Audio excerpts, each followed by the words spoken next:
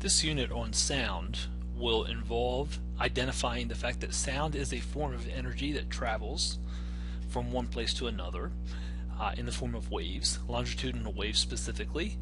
What we will do in this chapter is to identify what characteristics determine the rate at which sound travels through materials, what the intensity or the volume of a sound wave depends on, how sound can travel through different materials such as guitar strings or air, and ultimately how sound can be used to communicate and or be used to entertain.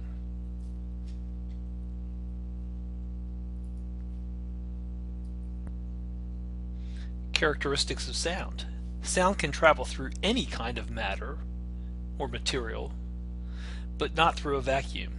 In saying this, sound requires a material to travel through. Sound can travel in air.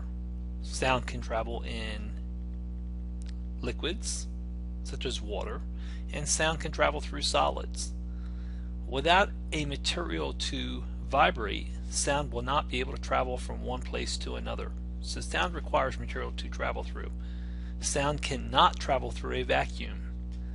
That means sound cannot travel in space. So if we're watching a sci-fi film, it's not accurate to hear sound traveling in space. The speed of sound is different in different materials. In general, it's slowest in gases, faster in liquids, and fastest in solids. The speed of sound somewhat depends on temperature, especially for gases. On a cold day, perhaps when it's freezing, sound will travel relatively slow, at about 330 meters per second at 0 degrees. On a warm day, let's say if it's 90 degrees outside, sound will travel at about 343 meters per second.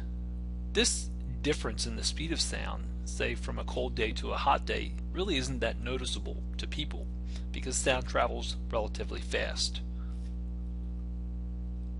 This table shows the speed of sound for different materials. And again, if we take note, the speed of sound in air is about 343 meters per second. The speed of sound in water is about 1400 or 1500 meters per second. And the speed of sound in solids are much faster yet.